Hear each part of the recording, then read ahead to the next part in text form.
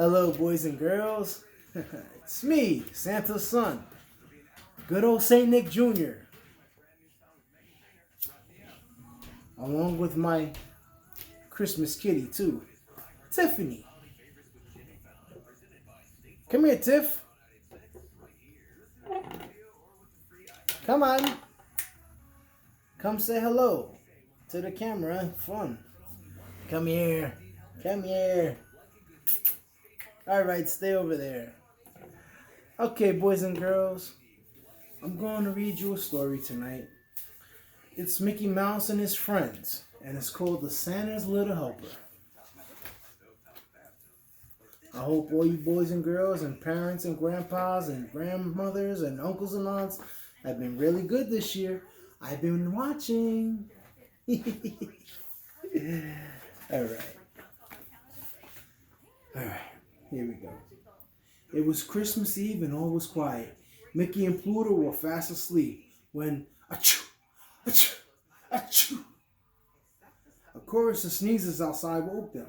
They ran to the window to see the commotion. Mickey couldn't believe his eyes. Santa Claus was standing in his backyard. Dad, what'd I tell you about standing in people's backyards? You're supposed to go down the chimney like...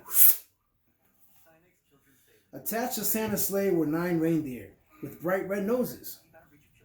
They must have had a lot of hay for dinner tonight. That's funny. Mickey thought to himself, isn't Rudolph supposed to be the only one with the red nose? 'Tis true. But if the reindeer eat a lot of hay, their noses tend to get red too. Mickey ran outside in his pajamas. Merry Christmas, Santa, he said. Is something wrong? It's all this sneezing, Santa said. Dasher was sniffling when we left the North Pole, and now everyone but Rudolph has come down with a bad cold.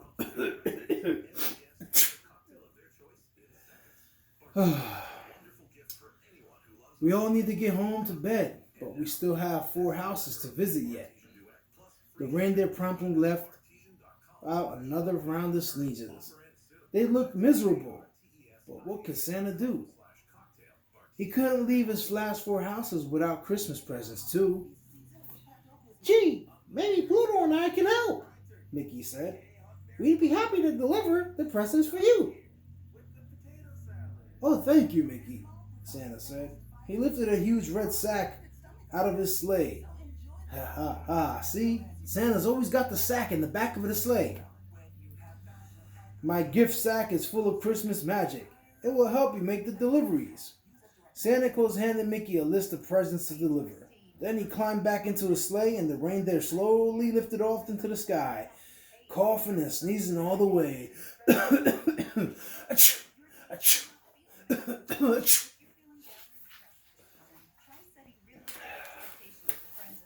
Here's Mickey. Mickey's been a good boy. What are you whining about, Mr. Spider? Yeah? Okay. Mickey pulled the sled from the garage and hauled it over to the giant sack of gifts. He expected the bag to be very heavy, but when he picked it up, it was light as a feather. Yeah? Okay. That must be the Christmas magic Santa mentioned, Mickey said. Come on, Pluto, let's flash Santa's deliveries. Oh! Pluto grabbed the sled's rope in his mouth. He stepped forward to pull it behind him, when suddenly, Pluto, Mickey, and the sled rose into the air, like Aladdin's red carpet. They were flying. Whoa! More Christmas magic, Mickey said, holding on tight as the sled steered itself onto the first stop.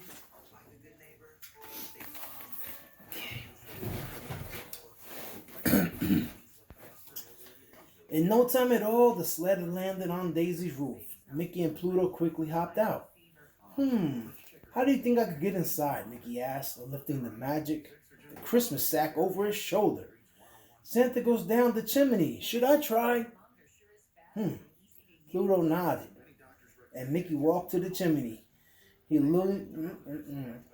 Let me tell you, When you're going down that chimney, you better make sure that there's no fireplace going on at the same time. You might get a burnt coolie. He leaned over and looked down. Before he knew it, he was sliding into Daisy's living room. He landed onto the ground with a puff and a chimney of soup. You know what soup is? It's actually pronounced soot. It's when the chimney is all dirty from the, from when you're burning firewood and coal to heat up the house. So the chimney gets all dark up inside, like a mouse.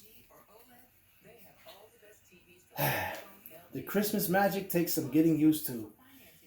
He said as he rubbed his sore backside. Oh, yeah, I know what it's like. Sometimes, you have to have a bad back to do something you love the most. Mickey looked over Santa's list and then took Daisy's gifts from the giant sack.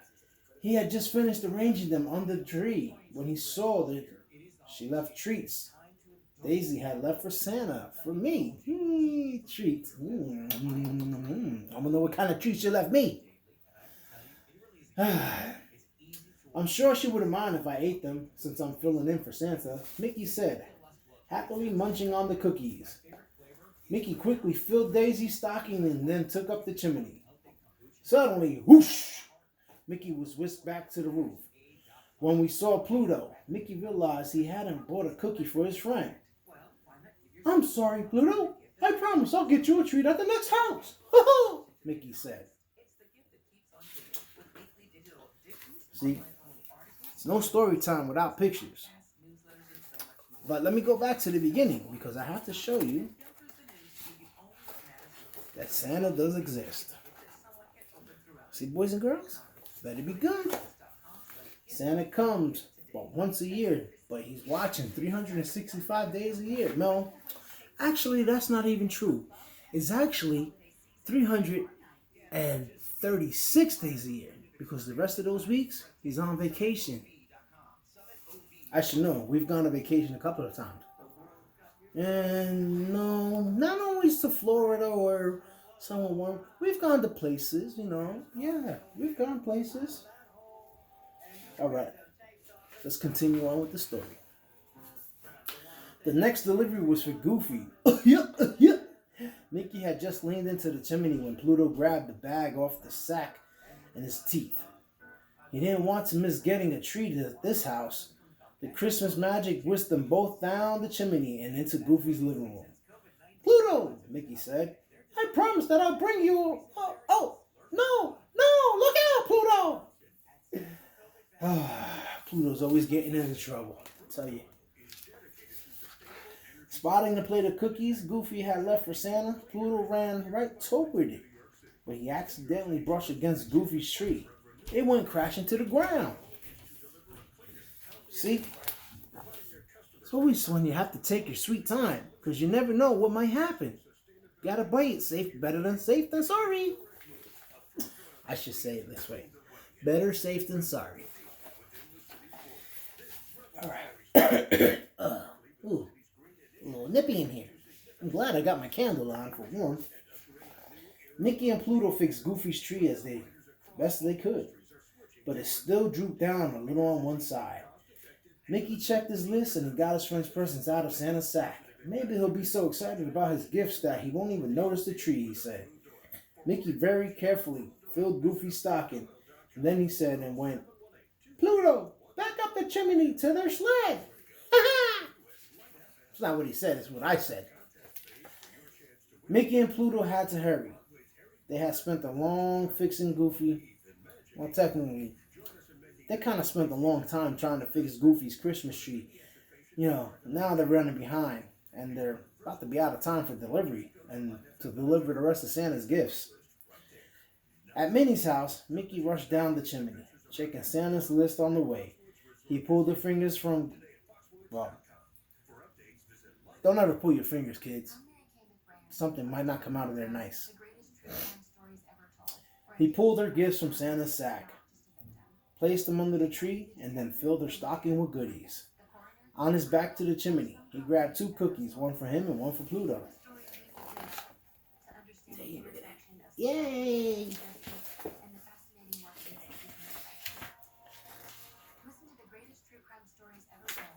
there another page. Alright. When they landed on Donald's roof, Mickey got right to work. He dropped down the chimney, pulled out the list, and headed straight to the tree. He pulled Donald's presents from the sack. 1, 2, 3. Yay! Well, at least we all know how to count. Count like Dracula. Or, how should I say? 1, 2, 3. Uh-oh, Mickey said. There's supposed to be 4 gifts, but there are only 3 left in the bag. Did I drop one? Shame on you, Mickey. See? Now he's worried. Mickey looked everywhere by the chimney, under the table, behind the chair. As he was crouching to look beneath the sofa, Mickey heard footsteps upstairs. Donald was awake.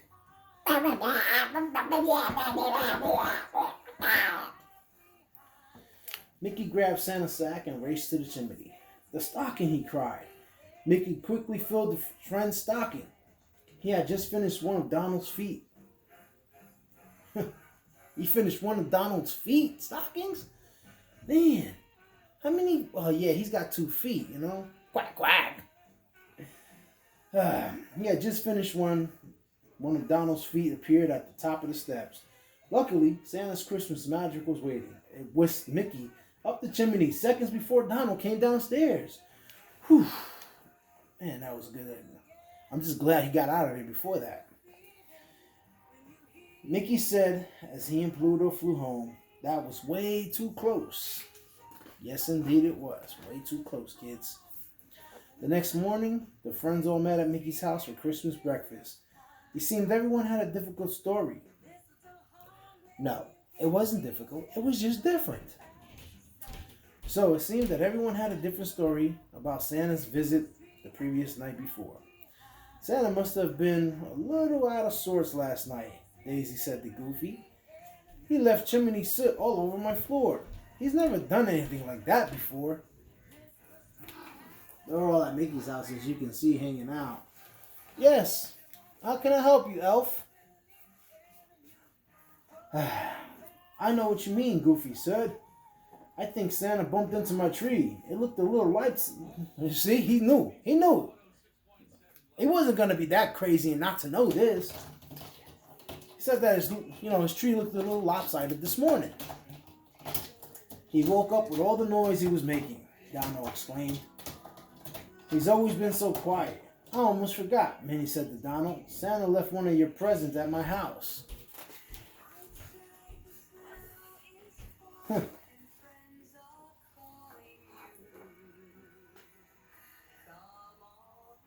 I guess that's the end, boys and girls. So, it appears that Mickey didn't do his job the right way. Kind of reminds me of the Fred Flintstone Christmas movie, you know? You guys should watch that. It's on Tubi, I think. Freddie Flintstone's Christmas. The Flintstones Christmas. Where he helped my dad have to deliver presents throughout the night and ran into a big storm. A windy storm.